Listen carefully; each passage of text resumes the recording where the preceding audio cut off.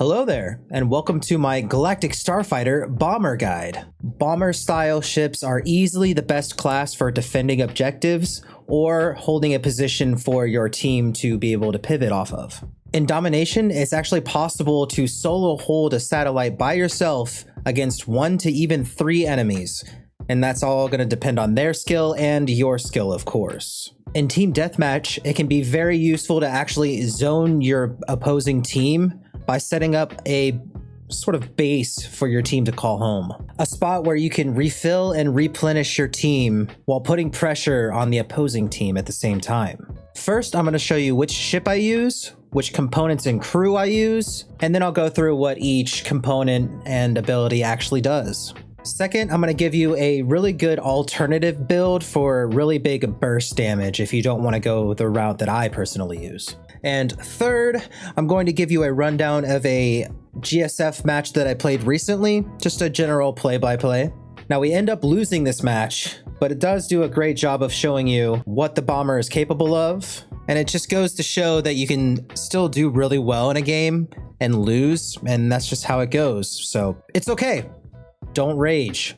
All right, here in the first part, I'm just going to show you guys which ships I'm using, or ship I'm using specifically, and go over the components and also the crew over here as well. We'll get to that as well. But for the ships I use right now, this is going to be on the Imperial side, but all of the ships are going to translate to the Republic side. You'll just have to look at the abilities. Certain ships will have certain abilities and components that I'm going to go over.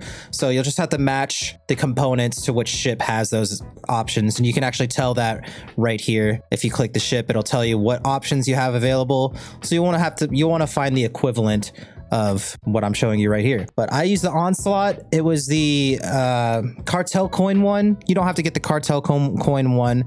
The same option would be, without spending cartel coins, is gonna be the Legion right here.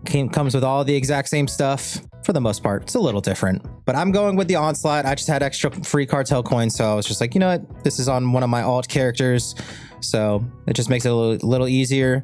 And when you use the cartel ship, it's automatically considered mastered, so you're just getting more requisition and all that jazz. So it just sped up the process a little bit. I had extra stuff, so don't feel like you need the Onslaught. The shit is not going to make a difference. Getting a Legion and using it maxed out will perform the same way as the Onslaught. So going over to the top, over to the components, starting from the beginning, and we'll work all the way down. We got the heavy laser cannon, seeker mines, railgun sentry drone, repair drone, shield power converter, lightweight armor, regeneration extender, large reactor, and communication sensors. Going over for the quick rundown of the crew, I go with MZ12 offensively as well, Ashara Zavros, Dr. Loken, and Reyna Temple. Now I'll do a quick rundown of what each ability or each component actually does. Heavy laser cannon, it's going to shoot a little slower, does more damage, but the big thing over here is once you maximize it, is your blasters are going to ignore 100% of armor. That's what you're going to want to take. And then the big one is shield piercing. So basically, when you're shooting the target, you're ignoring their shields. So if you've ever wondered like how you're getting blown up so fast, it's probably because this little thing right here is a shield penetration. That's the meta. You want to just ignore the shield, so you're just blowing up their ship. Makes sense, right? Science. So you're piercing the shield by 15%, and blaster damage ignores 100% of the enemy's armor. So ignoring the shields, wailing in onto their hull. Very good, very good. Seeker mines, what you're going to want to do is increase the speed of the seeker mines by 100%. And either one of these are really good, high explosives or having an additional mine. I've found lately that just having an extra mine, instead of being able to put 2 out, being able to put 3 out, I've just seen a little bit more DPS at the end of the game. But depending on the matchup, and definitely in Domination, high explosives could be good because it adds AoE to your mines. So this could be very good in Domination when it's very chaotic. But if you're solo defending, I would almost argue seeker mines, because if you're holding an objective, more often than not, it's only going to be one person or two people flying in to try to take it from you. So the AoE is not going to do as much, but having like an extra missile or an extra mine go off you'll see a lot more damage. So in big chaotic fights, it like the B satellite, having this is going to be better. So if you want to go and capture the B satellite more than likely, this could probably be really good, because you'll just get a bunch of people swarming the satellite, and having that extra AoE damage can be really, really good. But if you like to go to A or C and you just want to solo hold, having an extra mine is going to be better. So it just depends on which satellite you want to go to. Generally speaking, is always going to be situational. Railgun sentry drone, just like the heavy laser cannon, the railgun is going to pierce shields by 8%. So 8% of the damage is just going to automatically go through the shields. So you're automatically doing damage to their hull, which just causes pressure. Very good. And then you're going to want to reduce the charge time so that the railgun doesn't take as long to fully charge before it shoots. Doing 10% more damage obviously sounds better, but shooting more often, 0.5 seconds is a lot of time saved. You're saving dozens of seconds by the end of the match with this, and it's just shooting way faster. The 10% damage is nowhere near the damage increase of reducing the charge time of it. Repair drone, I like to go with refill ammunition, mostly because since there's so much shield penetration already, restoring shield to your nearby allies doesn't really honestly help all that much, because there's just so much shield penetration going on, that having the option that anybody around you that's shooting missiles a lot, especially the better players that don't die as often, you have a spot where if they just come and sit by your drone for 6 seconds, they recover 50% of their secondary weapon. If they sit there for 12 seconds, then they've got a completely refilled secondary weapons. They get all their missiles back. So that's really helpful. They can get right back into the fight, especially if they're really good. If you let them know at the beginning of the fight, hey, I've got refills at A, where you'll be sitting, then an experienced player that really knows what they're doing, they'll be able to fly back over to you, get their missiles back, and then they go back out there and keep slaying away. Shield power converter. This one's really nice. I like to take brakes missile locks, because as a bomber, you're not going to have all that crazy mobility.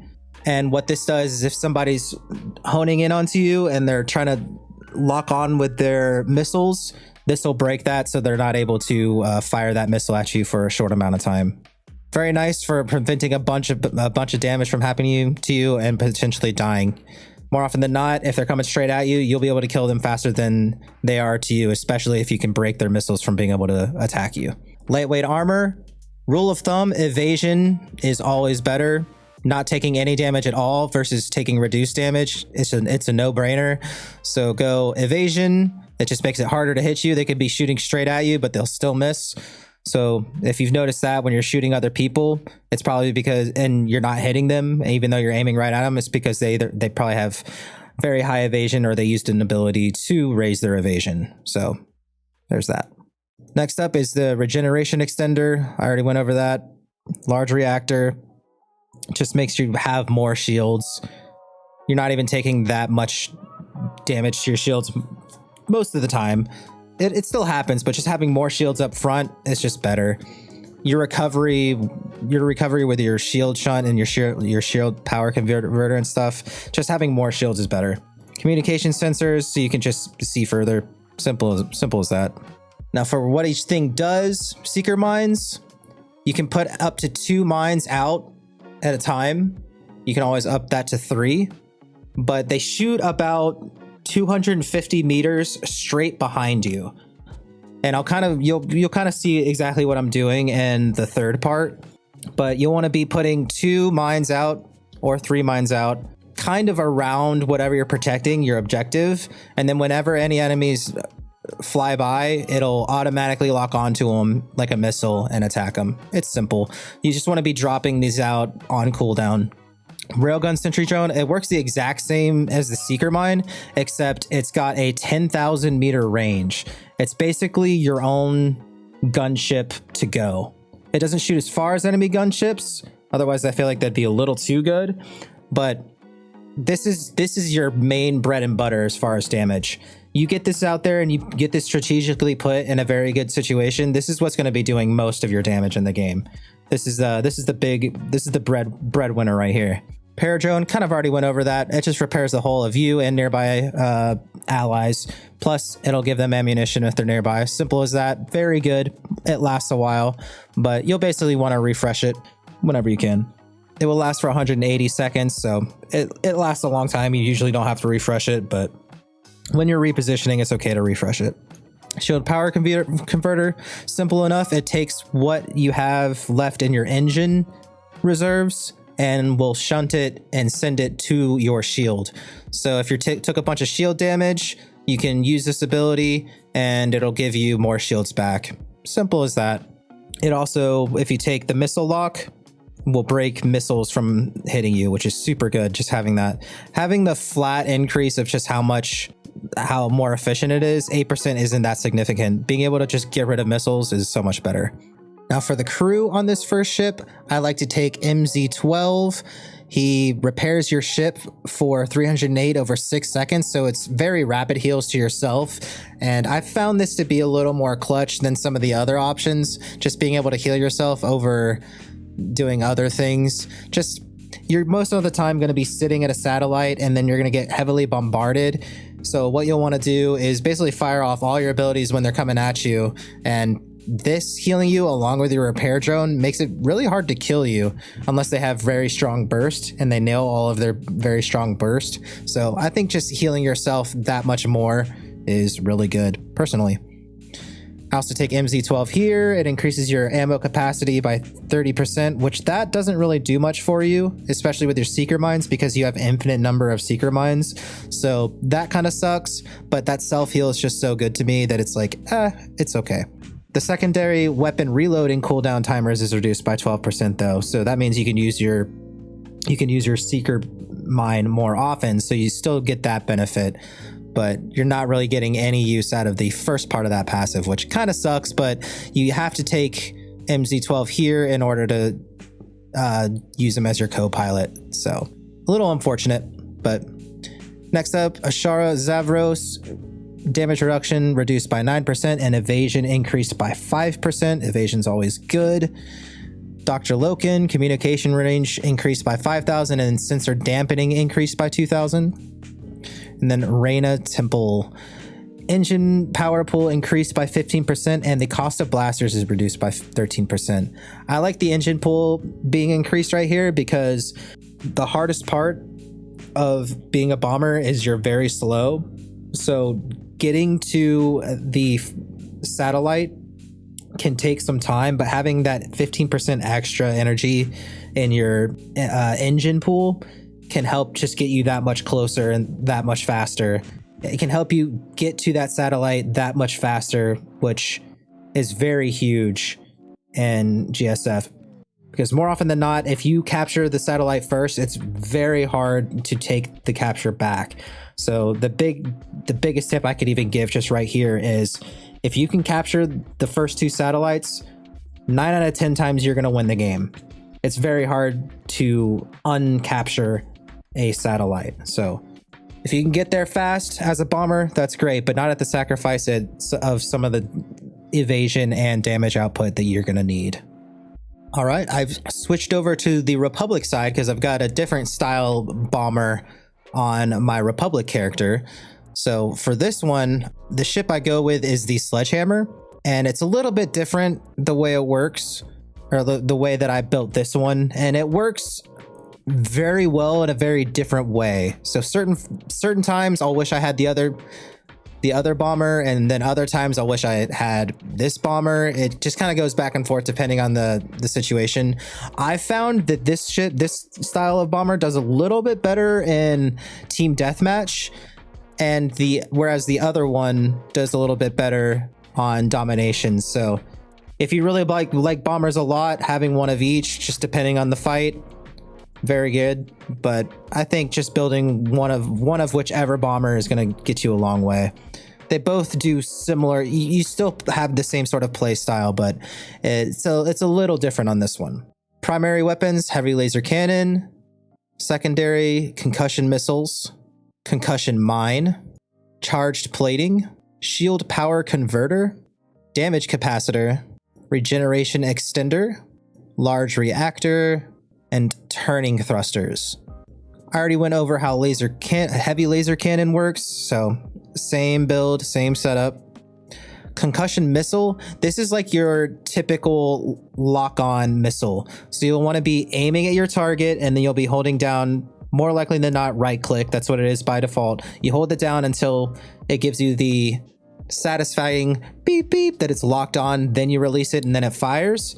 This does a ton of damage. It's a huge, this melts enemies. Missile range increased by 10%. That's what I go for. Having more ammunition, never really all that important. More often than not, you're not going to be going through all of your missiles anyways, because you will die. It's going to happen. So just increasing the range of being able to start locking on your missiles is really good. 10% is very significant. And missile ignores 100% of enemy armor. Very good. There is use for this, reducing the target speed by 30%, and it drains their engine power by 25%. But just doing more damage is safer, because when you're being attacked and you're the bomber, they're more likely than not going to be coming straight at you, and you'll want to be doing more damage to them as fast as you can than they're doing to you. Slowing them down is not going to do much unless it's like this crazy big dogfight where you're flying around each other. But if you get into that position as a bomber, you're probably going to lose. You're going to lose 8 out of 10 dogfights that you get into like that, because it's not designed for that. It's designed for defensive positioning. Next up, concussion mine works the exact same as the seeker mine. It just does different things, but it functions the same way. You can put up to 2 out at a time, so same as the seeker mines.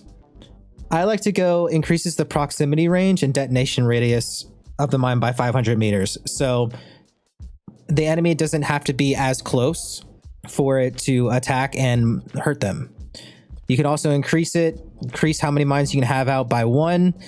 It could have its functions, but since this is more of an offensive than defensive variant of an already defensive ship type, I think having the increased proximity and detonation radius is just better.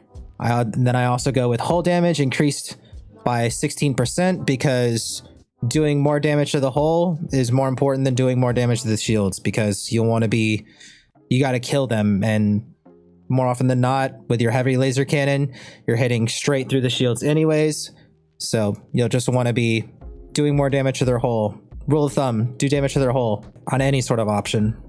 Next up is charge plating. I just go with charge plating. None of these options are all that great, honestly.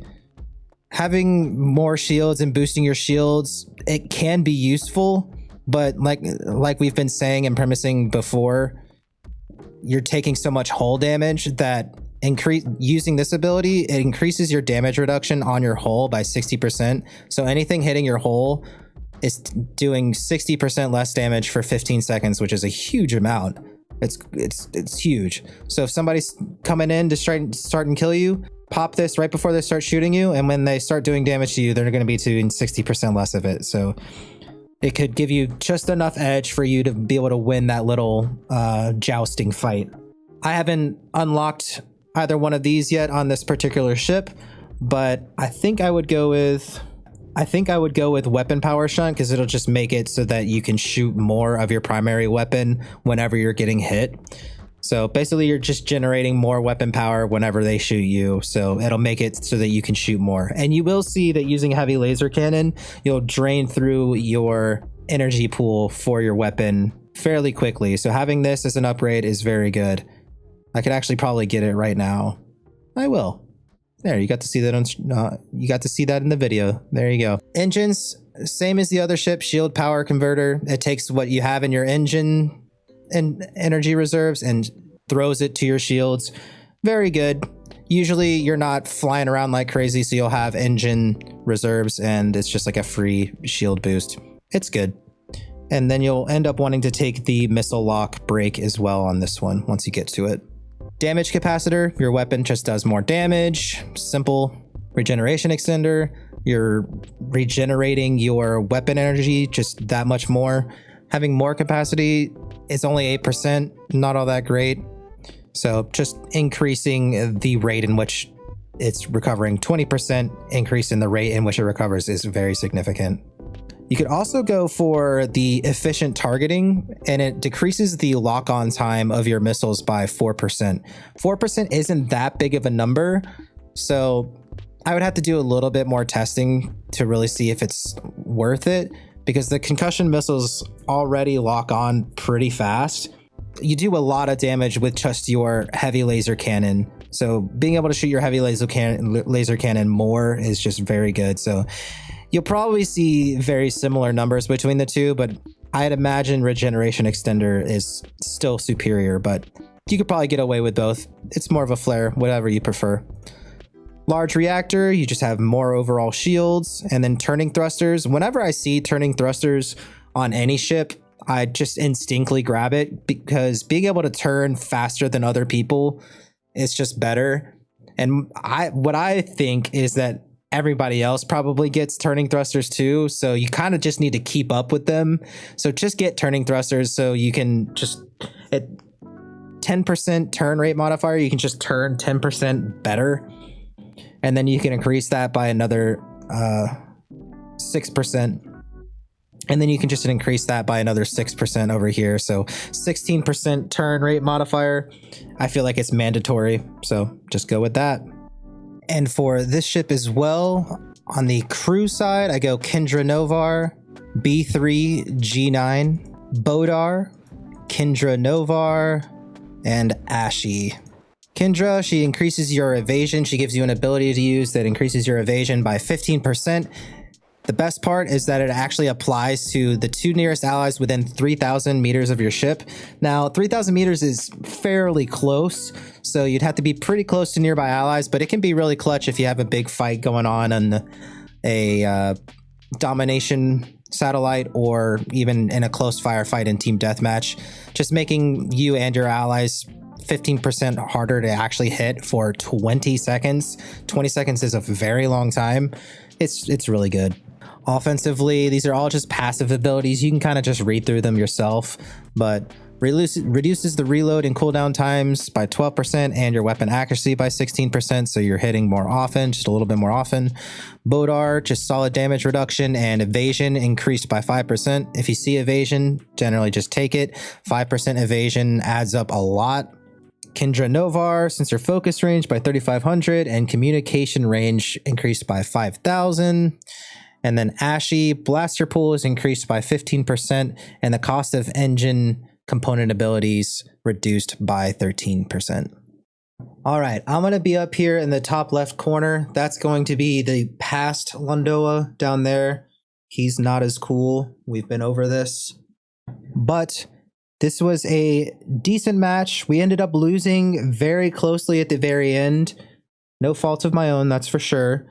We just kind of lost a cap that I was not the one defending, and that's okay. It just goes to show that you can still do a great job and you're still going to lose, and that's okay. Just know that going into it. You don't need wins. It's not like regular PvP right now where you need wins in order to progress in the weekly. So don't rage, don't let it get to you. It's okay. Have fun. Enjoy the ride. But I'm just going to kind of give you a little bit of a play-by-play. I think in this video, I was actually doing a pretty good job of explaining what I was doing, because I intentionally thought about it at the time. So it may just be me bantering off myself a little bit, but I'll try to do a little bit of retrospective of like what I'm doing and explaining what I'm doing, a little bit of the actual gameplay of a bomber. Now, this is going to be the first ship that I went over. It's not the second ship. The second ship's going to be a different sort of playing style. If you'd like to see that, I can do that in another video, but I really just want to highlight this first ship because I played it a lot more than the other style, and I feel much more comfortable with this one. So let's jump into it. Make sure this volume's good. All right, domination. Turn it up a little bit. We going A, baby. Always A.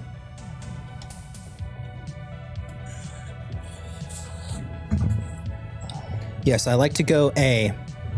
If it's an option, I generally just go A, no matter what.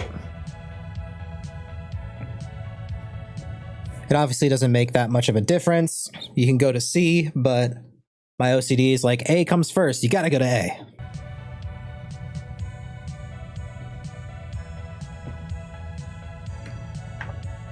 So in this phase right here, I'll generally, in the chat, it's kind of the in-game chat, it's kind of hiding behind my my face cam, my live face cam right here. But I like to type in chat that I'm a bomber going to A, and I have refills. So I'll say bomber to A, refills. And that will tell any other experienced flyer that you're a bomber, you're going to be defending it. So more often than not, you'll be able to solo hold it. Plus, if anybody needs refills on their ammunition, like their missiles and stuff, they can come and hang out next to you for a little bit. So I like to let people know about that.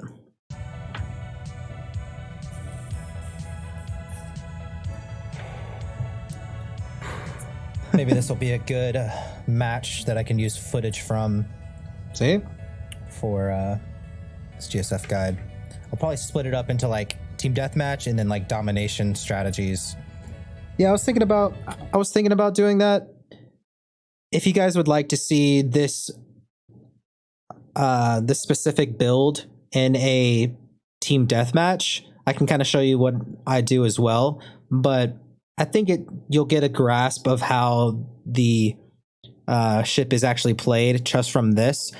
It applies very similarly to how you'll play it on team deathmatch. You just obviously don't have a satellite to capture and that you're protecting, but you'll just consider like C3. You'll say bomber to C3, and you'll set up in like a good position in on the grid C3, and I'll kind of point it out on the map in game what I mean. Actually, yeah, right here, C3. You can say like C3. CB is right in C3.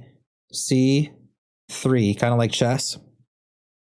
And you'll say bomber to C3, and you'll find a little position set up, and then you'll create like a refilling and a rejuvenation sort of base that's gonna help zone out the enemy team.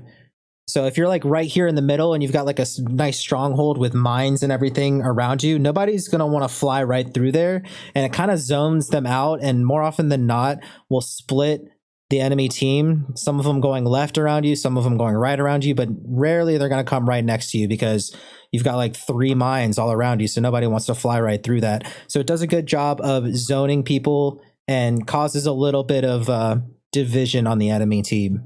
Psychological stuff. Strategic warfare. How do you utilize bomber in both?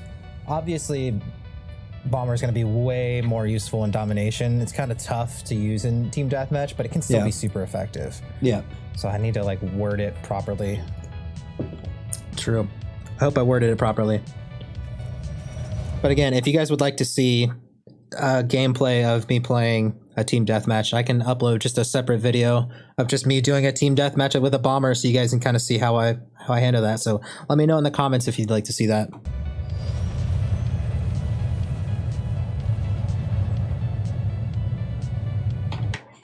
All right, big thing right here, tips for just general gameplay. You can't really see it right now because of this big buffering bar right here, but down here in the bottom left, next to where all your like ship stats are, you've got these 3 level gauges right here. You got the orange one, the light blue one, and then like the purple one. The orange one is your weapon power, the middle one is your shield power, and the purple one is the engine power.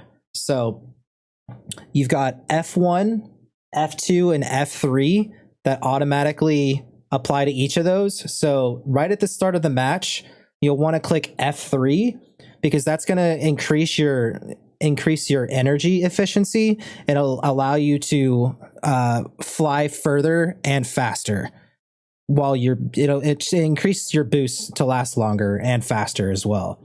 So in order to get somewhere quicker, make sure you click F3 so that you switch to your engine spec. I'll just say engine spec. And then when you get into a fight, you're going to want to press F1, which switches all of your resources, your ship's resources, to your offensive weapon. So not only will your ship do more damage with its primary weapon blasters, it'll do more damage and it'll recharge even faster so that you can shoot more.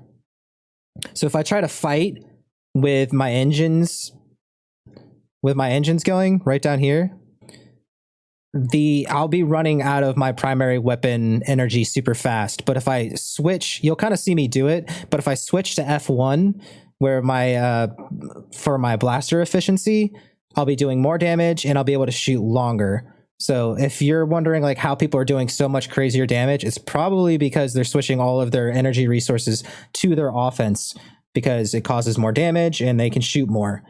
If you're in a very bad situation, you're trying to escape, click F2. It'll switch all of your energy resources to your shields, so your shields recharge a lot faster.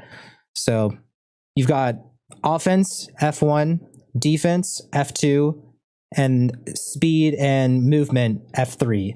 So you want to be switching between all three of those a lot. The more efficient you get between switching all of those three is really the tell of new amateur players to professional, very good veteran players. Being able to switch between all of those three will set you apart from the group. You'll start owning people if you can really master that. I'm still learning how to master all three of those and using them at the right time. Because you can be in the middle of the dogfight and people are switching between shields when they start getting shot at, and then the moment they start shooting, they're switching to their offensive. So knowing how to do all that, it's a whole thing to learn and to wrap your head around. But once you get used to it, do it. Oh, I pressed F1.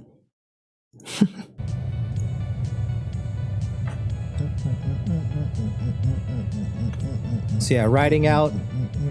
Little tip here: when you're boosting, press boost once and then hold it down. Every time you press boost, it takes a big chunk of your energy from your engine. So boost, like press space and then hold it down. Don't release and then press again, because you won't get nearly as far. You'll get more out of your boost by pressing it once and holding it down until it's completely drained.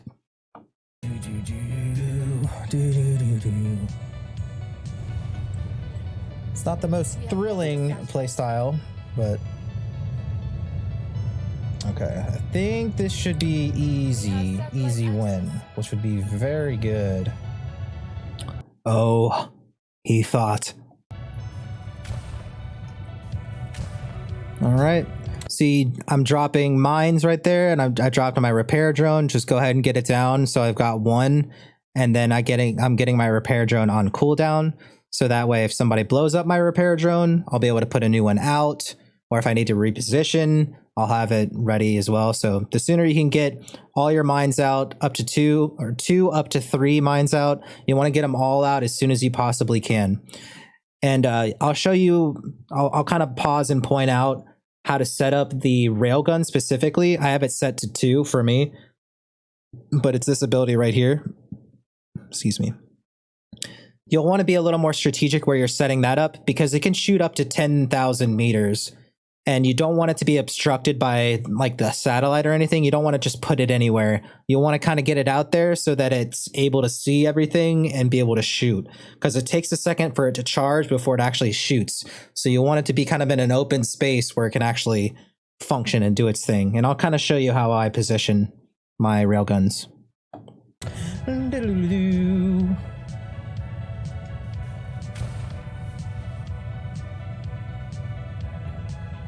And you saw that, right? You saw that little flip around? So I kind of pull away from the satellite right there and kind of get away from it. And then I turn to the right and it shoots straight back. So now the railgun's going to be kind of in front of the satellite, where the enemy team is more likely to be coming towards the satellite if they start to attack. So you'll want to get it out there in front of it. But in order to do that, you have to face away and kind of position yourself in a way so that it shoots straight behind you. So You kind of have to think about it that way. You can't shoot the drone out in front of you. It shoots about 250 meters behind you. So position yourself, kind of swing it around, and then release it, shoot it out behind you so that it's kind of out in an open spot so that it's able to see everything in the area, and then it'll start doing its thing. And that'll be your biggest damage maker right there.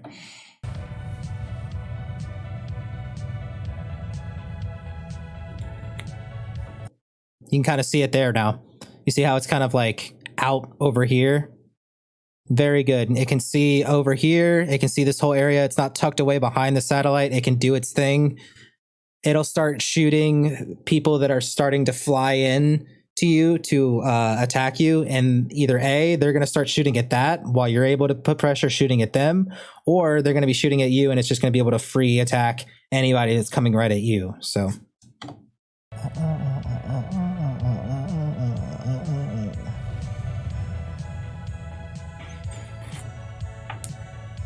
debating whether or not I should go B to help. Do I have any other... Okay, we got this person just kind of chilling here. I think I'm gonna go help B. Which not normally something I would do, but if I see like multiple people on a satellite, I feel like it's just better.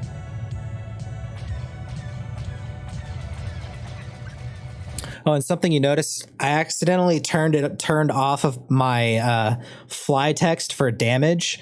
So whenever I'm shooting people, I'm probably actually landing some shots, but you won't see any damage fly off of their ship, which is kind of annoying for this video, but I kept forgetting to turn it back on because I turned it off like testing some stuff, and yeah, I think I thought I turned it back on, but I turned on the wrong fly text.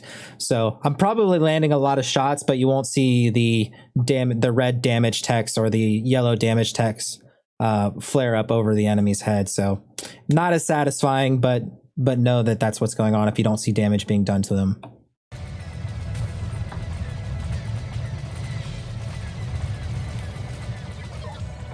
You can see their health going down and stuff.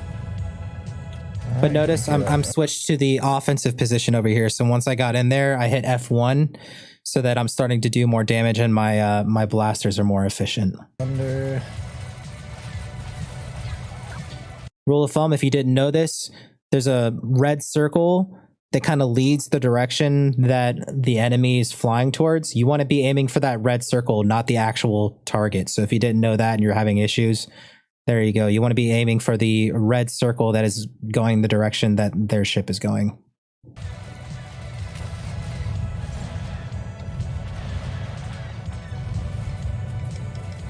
And you'll also see me utilizing a lot of the X button. X on your keyboard actually makes your ship come to a full stop. It's not like an immediate stop, but your ship will slow down all the way to 0 so that you're not moving at all. And that can be very useful as a bomber. Okay. It helps you get in position, tucked and hiding in corners. Makes it harder for people to get you and shoot at you. So you'll see me doing that a lot. Abilities were more often than not just circling around the satellite's very good, but sometimes you'll want to get tucked away into corners where it makes it harder to get to you. So it just depends. As you start to play, you'll start to get a feel of what works for you and what doesn't. I'm not able to use any of my abilities. Yeah. And that's going to happen. People just make it... the amount of time that I can't use abilities is crazy. It's crazy. Yeah, there are certain ships that have certain abilities that make it so that you can't use like your engine abilities or your shield abilities or your system abilities. So if you're not able to do an ability and you keep clicking it, it's probably because somebody else has used an ability on you that makes it so that you can't do certain things. So, and that's very common, especially movement ones. There's a lot of that going on right now. It's kind of the meta for strike fighters and scouts. They've got that ability, which makes it that you can't use certain... Oh, see, I said it, and now I'm gonna double down on myself. Abilities, you're basically SOL. There's nothing you can do, especially as a bomber.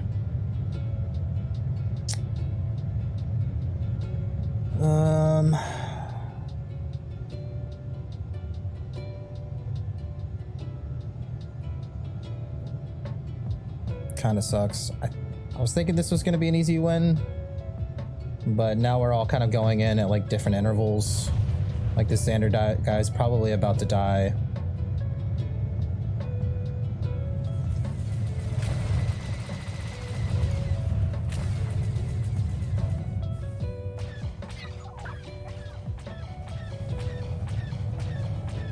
Come on. There it goes. Took a second. I think he probably had a little bit of evasion, so sometimes your shots just like won't hit and it's just like a little unlucky. But that's where that like 10%, 15, 25% evasion, it can come in clutch. That also could have been because I have a little bit of like shaky hand syndrome, whatever that's called. So sometimes it's hard for me to do minimal movements like that.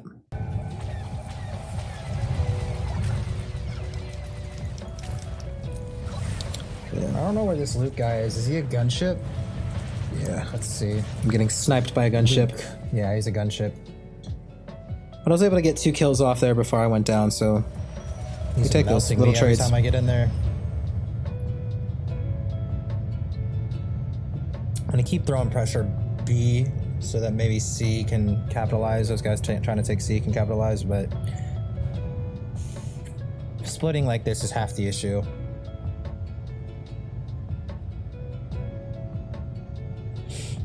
Look how fast I am. Wee. Okay. B's looking optimistic. Are we losing A? We are losing A right now. See, this is why I wanted to stay A. But, you know. At least we're taking B here. We have satellite access. I'm gonna stick B here. Yeah. Because B is gonna be easier to capture for people. Yeah, B is like always the satellite that's the most contested, where most of the dogfight's going. So if you can establish a base there, like if you have a moment like this where there's no other enemies and you can actually get all 3 of your seeker drones out, your repair drone, your railgun drone out, and you can set up like a perimeter on the satellite. If you can get all of your tools out, it makes it very hard to capture, especially if you just keep moving down there, because the enemy can't capture a satellite if there's an enemy target. If you're inside the satellite's range, the enemy can't take it. So keeping moving or getting tucked in a corner can make it really difficult for people to take an objective. So if you can get to B and you can get a whole perimeter around it, it makes it very difficult to ever take, and it's usually the most contested one. So that's why I'm deciding to stick around here instead of going to A or C, which I would normally do. This always happens. This is why I like to be the one that's like solo holding stuff, because I feel like I can just hold better.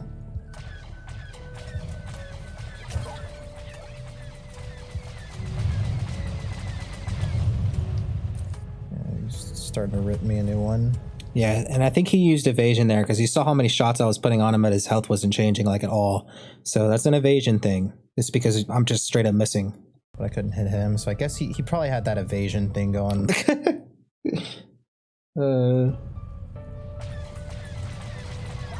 Because like I can't even hit him right now. It's crazy.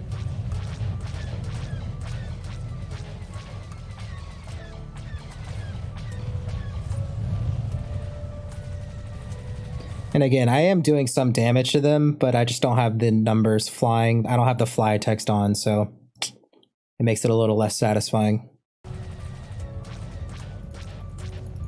Satellite captured. Okay.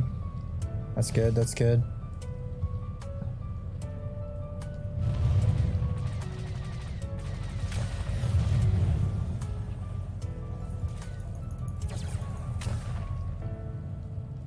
Just keep it moving. Want to be using the seeker mines on cooldown. Yep. Even if you've already got 2 or 3 out, depending on what you take. Okay. I'm getting melted.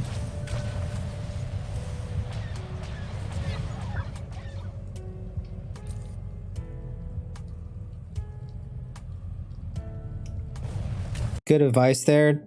Don't chase, especially as a bomber. Don't chase away from your objective because it's an objective game. So just let them go fly around wherever. Just hold your ground. You're a bomber. You're a defensive tank. Do your job. Don't go chasing away from the objective. Let them come to you. You get a new repair drone out. Just keep dropping seekers around here.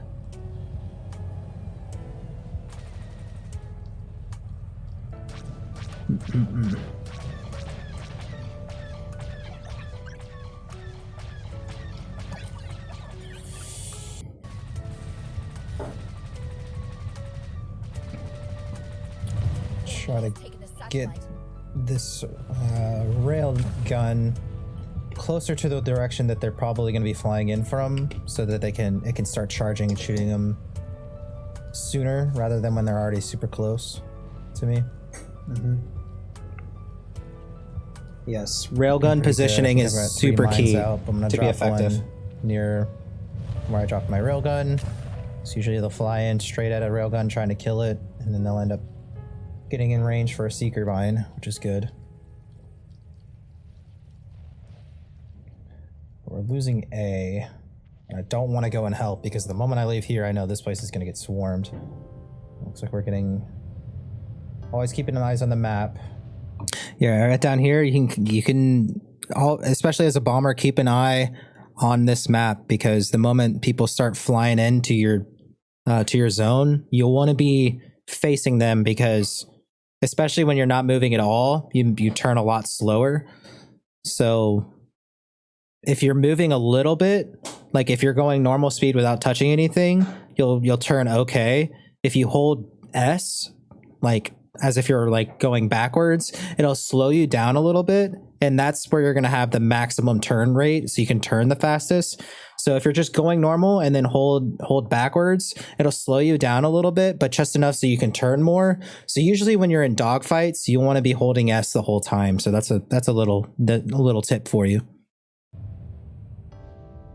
This Luke is a gunship, and he's in range. I bet he's going C for whatever reason, though.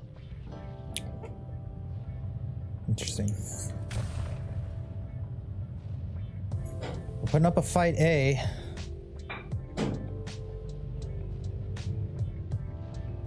We have satellite access.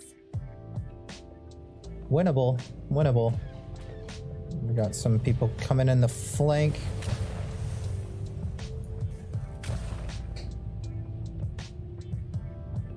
Okay, I think he might have self-destructed.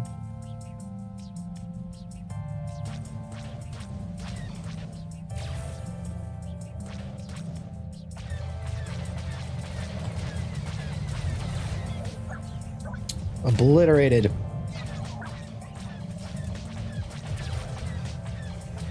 So you see all my mines kind of going in after them when they get a little close enough. And I'm just trying to do as much damage as I can with my blasters as they're approaching.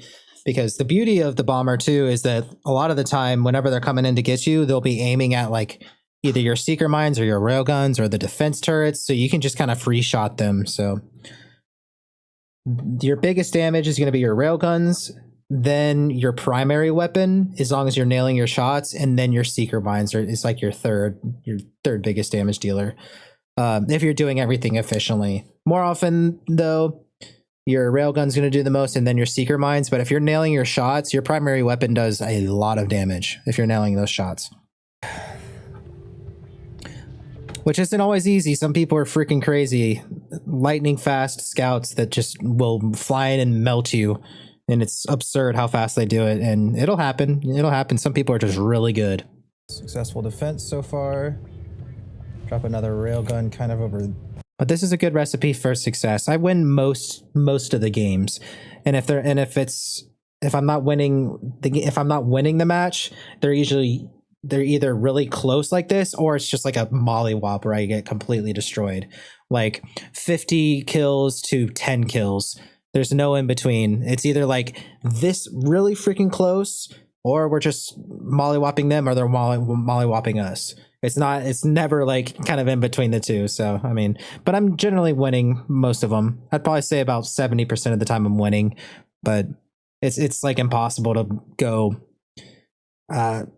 constant wins unless you're queued up with a group, or if you're just a god. Some people are just really good at strike fighter and scouts, and they can just melt everybody. Some people are just really good, and they've played it a lot, but this is a very solid bomber build, and having a bomber on your team is super good. So if you're doing a good job with it and you've got just one other really good teammate, you'll be fine. This direction. Keep in mind whenever you're dropping. So make friends. Make friends. If you see somebody that's playing really, really well, just be like, hey, you want to queue up? I'm a great bomber. I'll get your refills. Boom. Maybe you can queue up with someone. Worst comes to worst, they'll just be like, no. And it's just like, okay, who cares? But I always encourage playing with other people. And you can follow me on Twitch at twitch.tv/Londowa and play with me if you'd like. Mines or railgun turrets, they drop and they go about like 500 meters behind you when you drop it. It just kind of shoots straight back about like 500 meters, maybe not 500, but somewhere around that, 250 meters or so.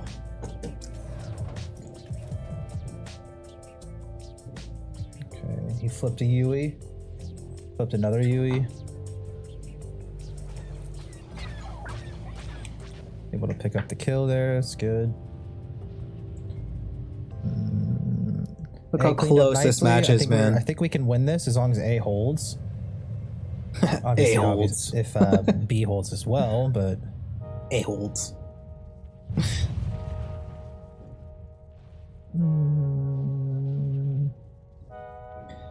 Oh yeah, Luke, this guy is a gunship. I don't know if he goes after me at all this match anymore, but gunships are the bane of every bomber's existence because they can just get right outside of your railgun range.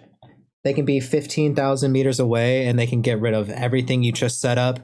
Your repair drone, your seeker mines, your defense turrets. They can take down all of it by themselves. So that's the bane of your existence, and there's not all that much you can do about it. I'm surprised Luke isn't trying to like berate me, because gunships are like the I knew I was gonna do this. bomber's worst enemy. One good gunship player can completely negate a bomber and then some. Yeah. They can basically just like completely destroy everything I do and me and probably multiple people. If a gunship knows what they're doing, they can. Gunships are so good. They're super good, especially if you've got like you and one other person or even two other people. All three of you are just rolling up in a gunship. You can just melt people. You just like communicate like who you're targeting. All of you just nail your shots. You're one-shotting people over and over and over again. It's crazy. I see it happen all the time.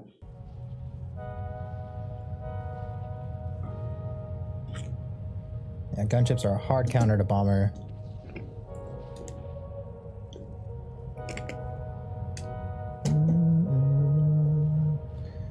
Okay, he's not looking too good. I feel like I have to go, and I might be too late. Yeah. The mistake I shouldn't have made. Yeah, we got nobody. If I would have gone a little sooner. I'm gonna try to get in there. Just a little sooner. Look at this. Ugh. See, we lost it though. See, like a little sooner. Like look at how close this was. They're both green up here. In there. Right when I get up to it. Oh. It disappears. We lose it. Ugh, feels so bad, man. Feels so bad. And then, but now there's like 3 or 4 of them, so like I'm just gonna go down so I can't hold and keep them from capturing it, because we'd still win if neither of us capture it, but it's just like all me, all by myself now. There's just not really anything I can do. I'm trying. Just trying to finesse, trying to stay alive. Trying to use my shield, but my shield is not firing. Yeah. Constantly. Yeah, we ended up losing there in the end. That's just sad. It sucks, dude. And then we lost B too, so it's just kind of like, I leave B for 2 seconds and we lose it anyways. But I had to make that play, so that's sad. It was close. And then the moment I leave B, like we lose B, you know. So yeah, it is what it is. But I mean, that was a solid match. Yep. Just kind of sucks. Little bit, especially since I was like so close to preventing them. If we wouldn't have lost B, there might have been a chance for us to actually still sweep by and win, but probably not. Yeah, probably not. Probably not. Yeah, probably not.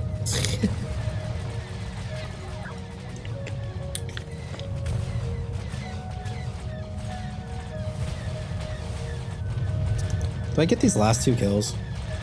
I don't think I do. Do I? I might have. I did. Nice. No way I get 3 at the end. I don't think I did. I think I probably would have had this guy if I had a little more time, I think.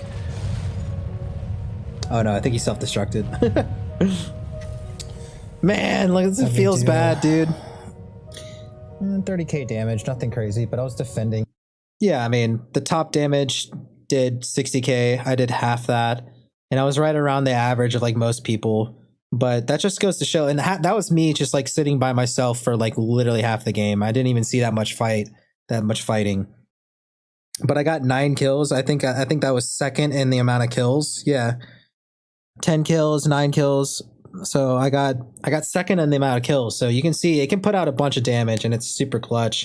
But I generally end up seeing myself get, you know, anywhere from 10 to 15 assists because your drones are doing a lot of side damage, especially your railgun, where you're doing some initial damage, getting people low so that your teammates can finish them off.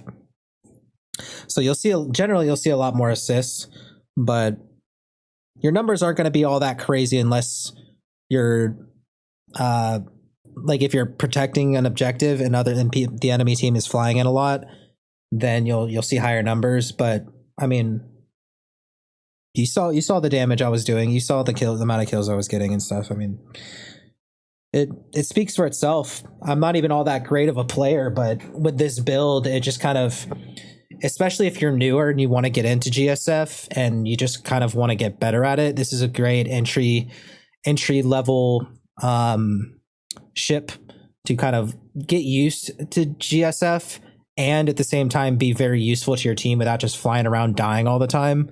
So definitely highly recommend it. And that's just the general play-by-play.